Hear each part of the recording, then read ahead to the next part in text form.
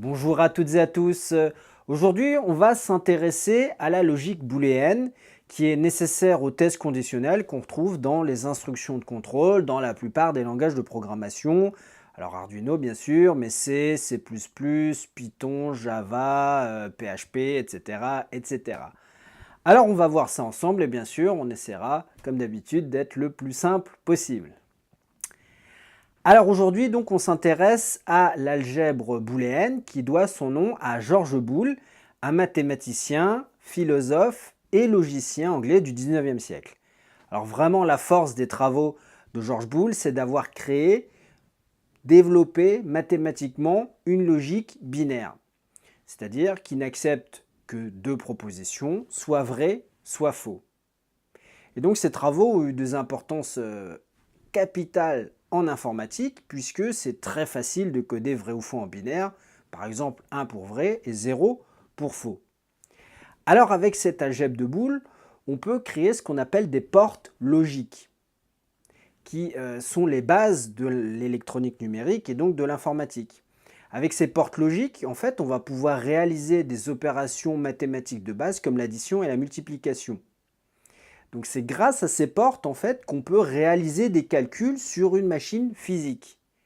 Alors les millions, les milliards de transistors qu'il y a dans votre ordinateur, dans votre processeur en fait, servent à créer ces portes logiques.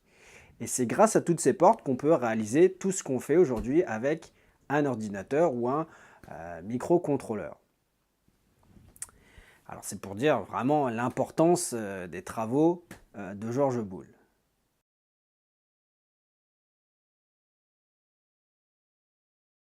Alors comment marche cette logique? Eh bien on l'a dit, elle a deux états possibles.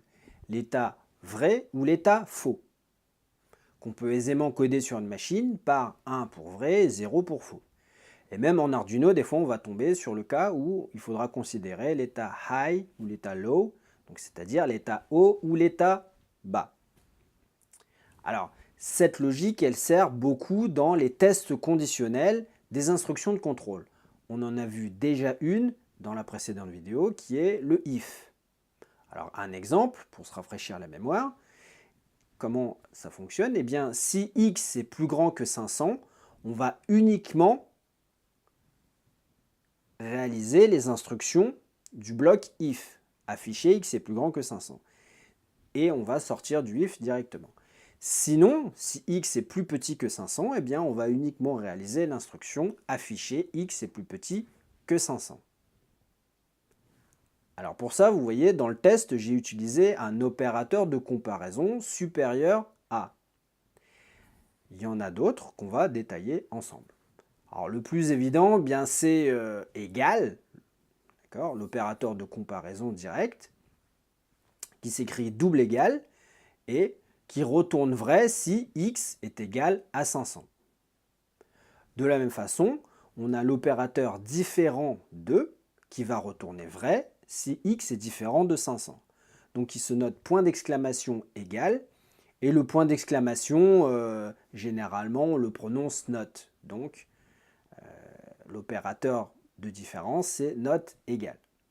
Et puis on a les quatre autres opérateurs de comparaison classiques qu'on retrouve en maths. Donc le strictement supérieur à, le supérieur ou égal, le strictement inférieur à et l'inférieur ou égal. Donc là, c'est un exemple facile qui comporte un seul test. Mais parfois, on peut tomber sur des situations un peu plus compliquées qui demandent de faire plusieurs tests simultanément. Alors comment on va faire? Eh bien l'idée, ça va être de combiner des tests logiques. Pour ça, on va considérer un exemple. Imaginons un terrain rectangulaire rouge dans lequel on a délimité une zone verte et on a une croix qui marque l'emplacement. Alors cette croix, elle va se déplacer dans le terrain et le but de notre programme, c'est d'empêcher qu'elle sorte de la zone verte. Alors comment on va pouvoir réaliser ce programme? Eh bien d'abord, il va falloir mathématiser le problème pour pouvoir apporter une solution numérique. Donc ce qu'on va faire dans un premier temps, c'est qu'on va doter le terrain d'un repère en ordonnée et en abscisse. Ce qui va nous permettre de récupérer la position X et Y de la croix. Et maintenant, on étudie un petit peu ce qui se passe. On s'aperçoit en fait que si, par exemple, la coordonnée X de la croix dépasse une certaine valeur, eh ben, on est sûr d'être dans la zone rouge. Ici, donc, cette valeur est de 500 arbitrairement. Et pareil en Y. Si Y dépasse la valeur de 300, eh bien, c'est qu'on est dans la zone rouge. Donc, une première approche, c'est de se dire, eh bien, si X est plus petit que 500 et si Y est plus petit que 300, il y a des chances qu'on soit dans la zone verte. Donc l'idée, vous voyez où je veux en venir, on doit vérifier deux conditions simultanément. Alors bien sûr, en vrai, on pourrait faire des tests imbriqués, on pourrait faire des tests les uns à la suite des autres. Là, on va, pour plus de puissance, faire tous les tests en même temps.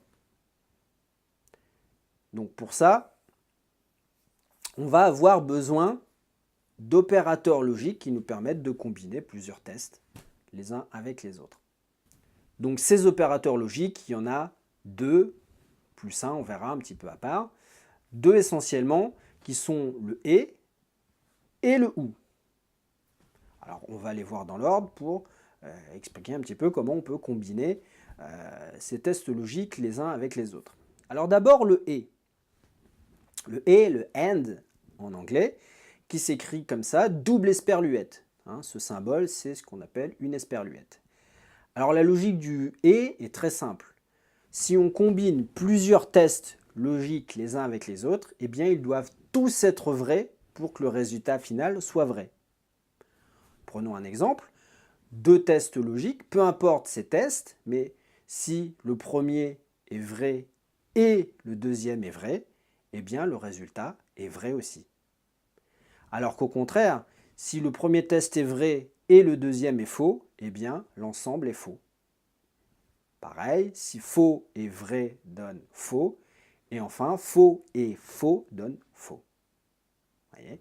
Alors si on fait ça avec des exemples un petit peu plus numériques, un petit peu plus parlants, des exemples débiles, qui n'ont rien d'intéressant, mais ici, regardez, par exemple, 5 supérieur à 2 et 5 supérieur ou égal à 0, eh bien le résultat sera vrai parce que les deux sont vrais.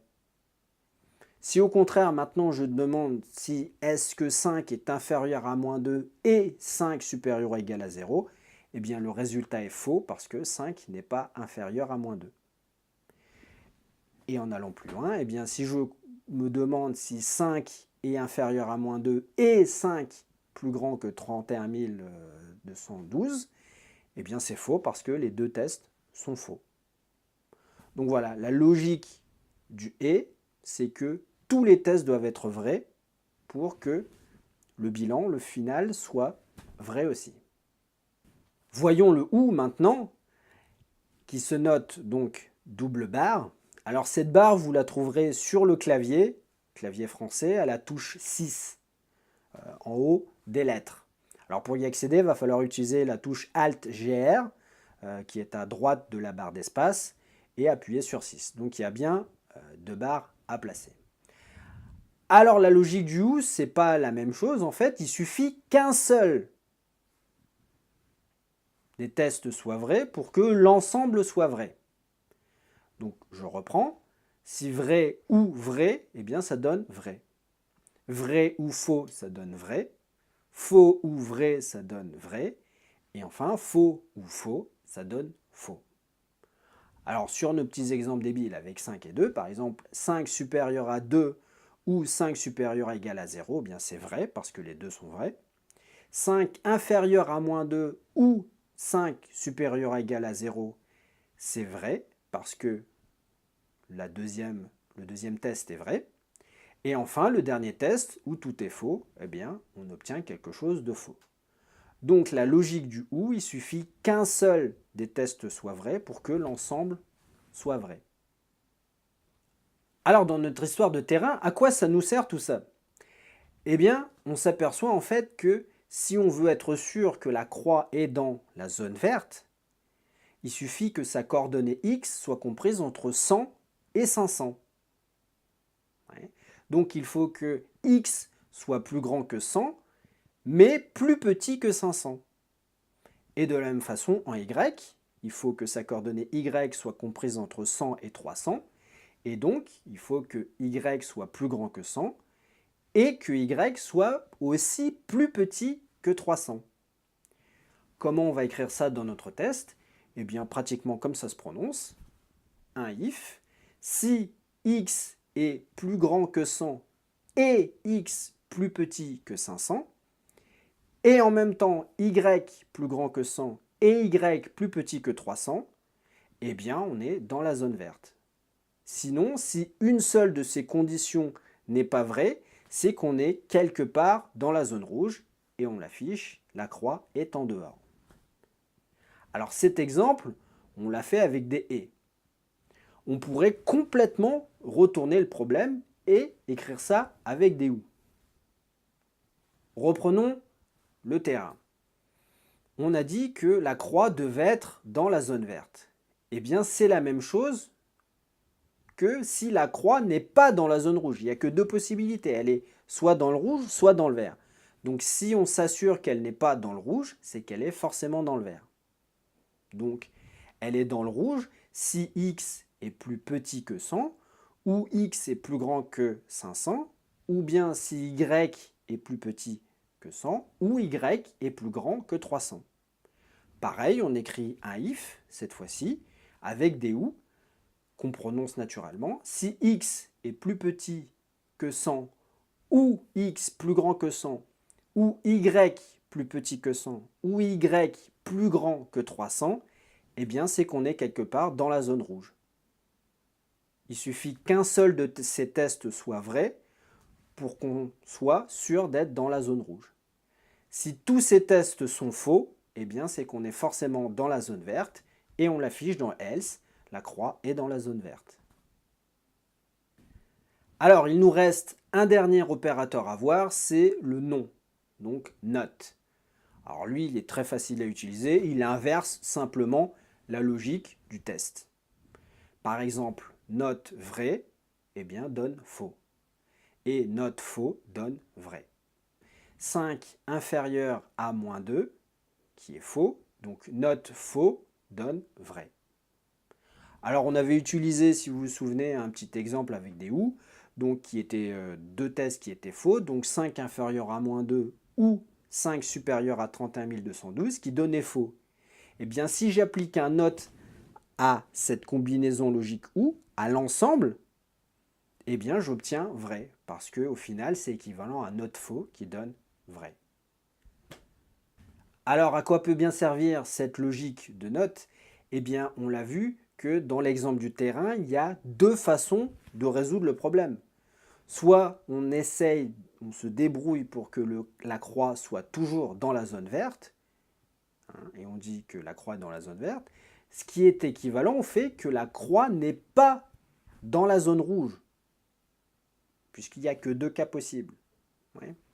Donc, l'affirmation « la croix est dans la zone verte », c'est équivalent à l'affirmation « note, la croix est dans la zone rouge ».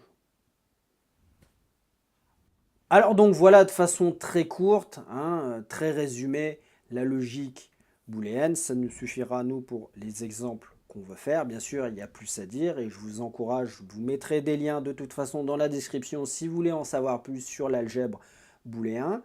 Je vous laisse les tables de vérité aussi des et, des ou et du not, bien sûr. Et puis dans les prochaines vidéos, quand on rencontrera des tests logiques un peu plus complexes, bien sûr, on prendra le temps de les détailler. Voilà, je vous laisse ici pour la vidéo et je vous retrouve très bientôt. Ciao!